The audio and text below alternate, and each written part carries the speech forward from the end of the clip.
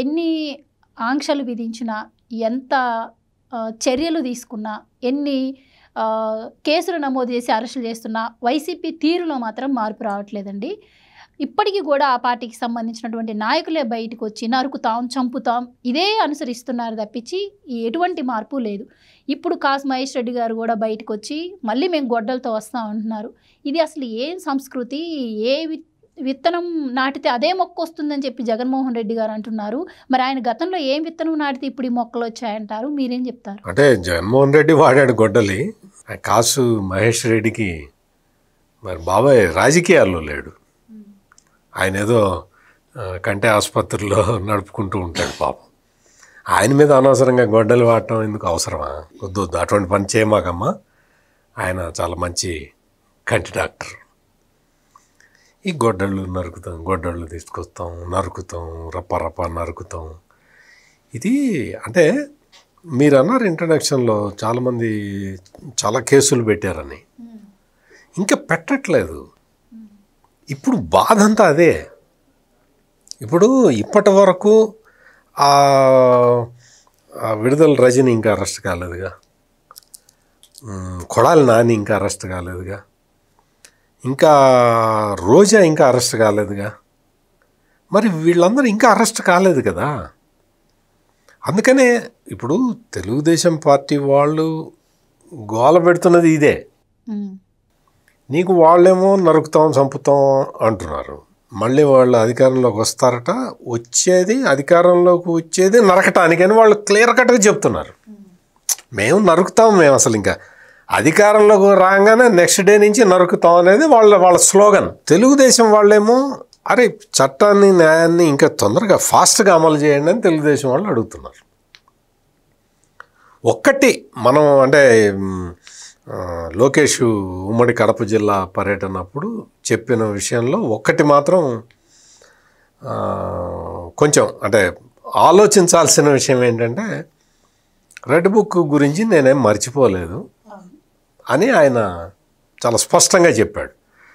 మర్చిపోకూడదనే తెలుగుదేశం నాయకులందరూ కోరుకుంటున్నారు. ఒక్కట రెండా ఇప్పుడు ఈ కుంభకోణాలు ఇవన్నీ బయటికి తీయాలి అంటే నిజంగా కూడా పోలీసుల మీద విపరీతమైన భారం ఉంది, బర్డెన్ ఉంది, వాళ్ళు చేస్తూ ఉన్నారు. చట్ట ప్రకారం పోవటం అంటే అది it is length process, time taking process. అందుకనే జగన్మోహన్ రెడ్డి షార్ట్ కట్ వాడతాడనమాట. ఇప్పుడు ఎవరినన్నా తెలుగుదేశం నాయకుడిని బయటికి రాకుండా చెయ్యాలి అంటే అతను నేరం చేశాడు అని ప్రూవ్ చేయటం ఇదంతా చాలా కష్టం కదా. అందుకని జగన్మోహన్ రెడ్డి ఏం చేశాడంటే ఒక గంజాయి ప్యాకెట్ తీసి పెట్టు అంటే ఒక గంజాయి ప్యాకెట్ తీసి తెలుగుదేశం లీడరు ఇంట్లో పెడతాడు.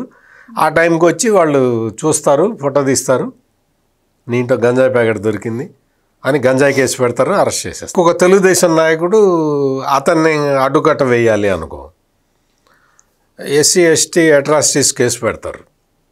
అతనే ఎస్సీ అయినా సరే ఎస్సీ ఎస్టీ అట్రాసిటీ కేసు పెడతారు, బెయిల్ రాకుండా జైల్లో వేసేస్తారు. ఇవి జగన్మోహన్ రెడ్డి వాడిన short cut methods.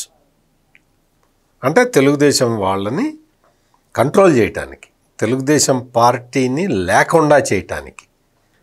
Jaganmohan Reddy అధికారంలో ఉన్న 5 సంవత్సరాల్లో ఏ ఒక్కరోజు కూడా వృధా చేయకుండా చేసిన పనులు ఇవి. ఫలితం ఏమైందో చూసాం కదా. అందుకనే ఈ రోజున చంద్రబాబు నాయుడు ఆయన చెప్తున్న పాయింట్ ఏంటి అంటే, అట్లా వద్దు, చట్టాన్ని మనం చేతిలోకి తీసుకోవద్దు అని చెప్తూ ఉన్నాడు. చట్టాన్ని చేతిలోకి తీసుకోకుండా మనం చట్ట ప్రకారం చర్యలు తీసుకుందాము అంటే డిలే అవుతున్నది. డిలే అవుతున్న కొద్దీ ఈ కాసు మహేష్ రెడ్డి లాంటి ఈ బ్యాచీలంతా అంటే వీళ్ళందరికీ ఆది గురువు జగన్మోహన్ రెడ్డే కదా. అసలు రప్పరప్ప నరికేద్దాం అని డైరెక్ట్ చెప్తున్నాడు కదా. రౌడీలతో మీటింగ్ పెట్టి మీరందరూ నెక్స్ట్ ఎమ్మెల్యేలు మీరే అని చెప్తున్నాడు కదా జగన్మోహన్ రెడ్డి. అందుకని నేననే పాయింట్ ఏంటి అంటే, ఈ రౌడీలు, ఈ గుండా ఎలిమెంట్స్ని వీళ్ళని ఇంకా పోలీసులు చాలా సీరియస్గా తీసుకొని వీళ్ళ మీద కేసులు పెట్టాల్సిన అవసరం ఉంది. అంటే చట్టాన్ని చేతిలోకి తీసుకోమని నేను చెప్పను, కానీ చట్ట ప్రకారమే చెయ్యాలి. చట్ట ప్రకారమే చేసి వీళ్ళు బెదిరిస్తున్నది అంటే ఇది సంఘ విద్రోహం కిందకు వస్తుంది.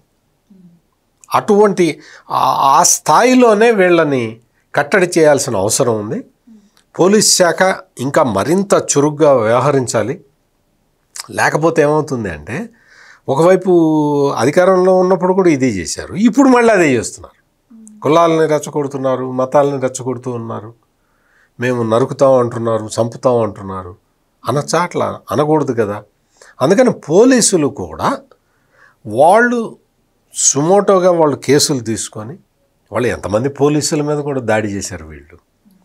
ప్రతిరోజు నేను ఈ సోషల్ మీడియాలో చూస్తూ ఉంటే చాలా జిల్లాల్లో పోలీసుల్ని టార్గెట్ చేసుకొని మాట్లాడుతూ ఉన్నారు వైసీపీ వాళ్ళు.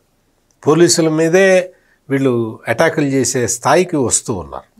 అందుకని పోలీసులు కూడా ఈ సమాజంలో ఈ నేర ప్రవృత్తిని ఆపటం అనేది మన బాధ్యత అని భావించి ఇంకా ఫాస్ట్గా యాక్షన్స్ తీసుకోవాల్సిన అవసరం అయితే ఉన్నది. Please subscribe to Leo news for more videos.